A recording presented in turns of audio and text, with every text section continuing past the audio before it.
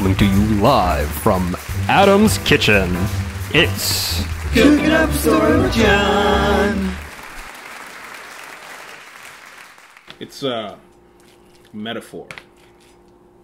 Crudes. It's kind of mushy. So we're not only talking about the Croods today, we're also going to be looking at Hotel Transylvania and comparing the two. They have a very similar story structure. You have your main dad characters trying to connect with their daughter characters, and then this external conflict of a dangerous world, and then the internal conflict of a fear of change. Then this new boy character comes in that eventually leads to the fathers changing the way that they look at the world, and then reuniting with their daughters. We're not talking about apples and oranges here, people. We're talking about apples and apples. One of the biggest points in both of the films is the father and daughter relationship that we see. In Hotel Transylvania, Dracula's relationship with Mavis grows and is a very loving thing over the movie. But he lies to her, and that trust is broken, and we have to see Dracula repair that trust by the end of the film. In The Croods, however, we see that Eep and Grug are not concerned about connecting with one another. They're more concerned with their own agenda. Eep wants to go on adventures, and Grug is trying to protect his family. But at the end of the film, when they have this emotional relationship, it doesn't feel earned, and it's not a very rewarding payoff. The main characters of both movies is Dracula and Grug. They're the fathers, and they both change their ideas throughout the film. The thing is, though, how we empathize with each character is very different, and that very much defines each film's emotional success for me. We can empathize with Dracula as a character because we understand his fears and struggles. He fears humans because they killed his wife, and then he wants to protect his daughter from the humans because they killed his wife. That makes sense, and it's emotional, and we're like, yeah. But Grug, on the other hand, we never really empathize with him. All of his, power struggles are just like that. Sure, he's trying to protect his family, but a lot of times it comes off as just a pride thing, like he wants to maintain control of his family. And on top of that, his whole mantra, his whole idealism about life, never not be afraid, we culturally can't get behind that because we're like, no, new ideas are good. We have iPods and the internet. So of course we want to see progress. So we just never empathize with him. They have that one scene where the whole family's up in the tree and he's down by himself. I think they really wanted us to empathize and emotionally connect with him at that moment, but we don't, because we're like, yeah, up there is awesome and you're just dumb. So the biggest point of these films is the love triangle between dad, daughter, and new boy. And just, that's the whole thing. The moment in Hotel Transylvania is right after she goes up to Johnny and is like, I'm okay with you being a human, I still want to be with you. In that moment, you just see all three of their faces, and you know all of their intentions and their goals, and you can empathize with all of them, and you're like, yes, I want all of them to win, but inherently, their intentions and goals just conflict, and they can't all win, but you still want them all, and you feel it, and you're just like, oh my gosh, I don't know what to do. But that's the problem with the Croods, because you never can get behind Grug, so you're always on Eep and Guy's side. So the whole love triangle, there's no tension, there's no drama, it's just well, duh, we want him to win. So Grug just looks like the bad guy, but he's the main character, so why would we emotionally connect to that? Let's talk about stakes. The stakes in Hotel Transylvania are high, and we can understand that because Dracula's wife actually ends up dead because of interaction with humans. Conversely, when we look at the Croods, we don't understand that those stakes to be as high.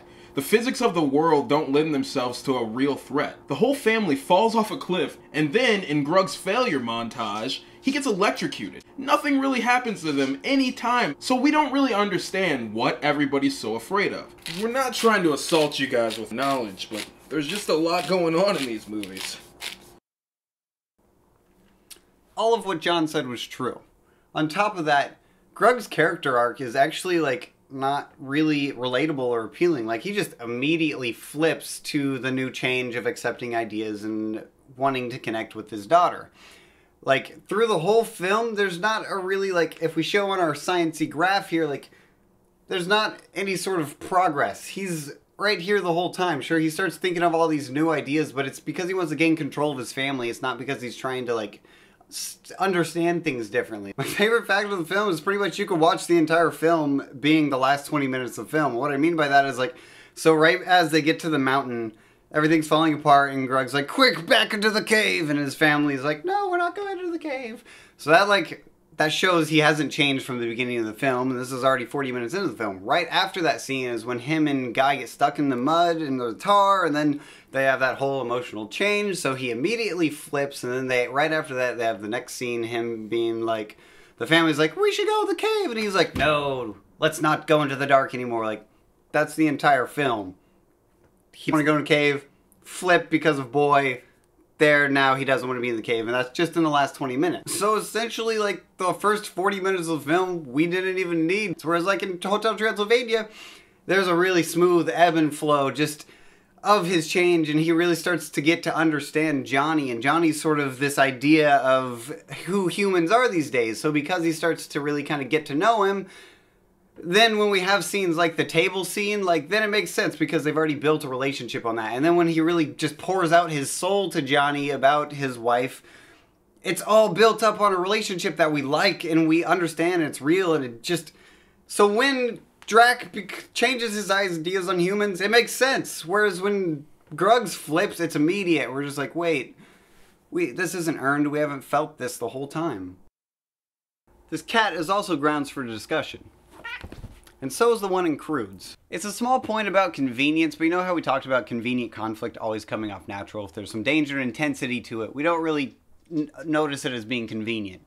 But that's the problem with this cat. It's adorable. Like, just the design of it is adorable. It has big head, big eyes, and a small body. Like, we don't really ever see it that threatening. It's never like tearing apart any animal. So it's just we keep cutting to it, and it's just there. It's not an established character, but we don't really feel it as menacing. I mean, contrast it to, like, piranha birds. Real life danger. Like, that's... I still can't sleep. Both of these stories have an element of family. One of them's just a lot more relatable than the other. In both films, the introductory scene kind of shows us the relationship between all of the characters. When we're introduced to the Crood, it's kind of a football hunting sequence, and it's primal, and we understand this about them because, well, they're cavemen. But this is also the last time that we really feel that they work together and that they're an actual family.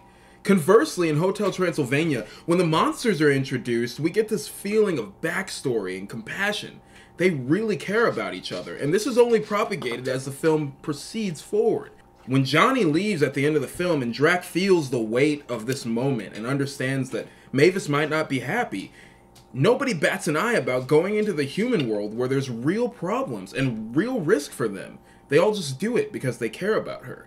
When we look back at the Croods, we feel disappointed because they've never really invested in each other. And therefore, their happy moment at the end just feels cheap and, like, bad. So in conclusion, Hotel Transylvania is a much more successful telling of this story. Just the characters themselves are a lot more appealing. The relationships they build, they feel real, and we see them and we feel them and we get behind them in Hotel Transylvania. Whereas in the Croods, we know they're a family, and that's about the extent of it. Like, there's a couple scenes here and there, but it's just, we don't really feel how much they care and want to build relationships with each other. So then it's harder for us to relate and get behind them and just feel it. So again, then just with the overall character flips, Gruggs feels a lot more just kind of immediate and not earned. Whereas like Drax is more earned. It's built up on a lot of just weighty relationships that we really feel and get behind. So that's why we can emotionally connect more, and the payoff's more satisfying in the end when everything just kind of where we don't get that kind of moment in the Croods. It's just kind of, we get there, we're like, okay, movie's over. So, yep. So the reason we wanted to look at both of these films is that even though at their core they have very similar stories, we can see that they're also very different. And no matter if you liked Hotel Transylvania more or The Croods more, you can still appreciate the fact that they are the same story. They're just told very differently, which is awesome for storytelling. We can tell the same story that's been told 100 times, but we can tell it differently. If we couldn't do that, the stories would be very boring very quickly. Tell us what you guys think in the comments. This is John, by the way. Say it, John. Alright, that's all you get to know. Next movie we're going to do is the infamous The Last Airbender, not the TV show, the actual movie. By Mr. M. Night Shyamalan. Shame. But I already tell him how we feel about it. It's up in the air how we feel about it. What other way could... You know, Tumblr and Facebook and Twitter. Like, comment, subscribe. Find us on RuneScape. Yeah, we've got an avatar there.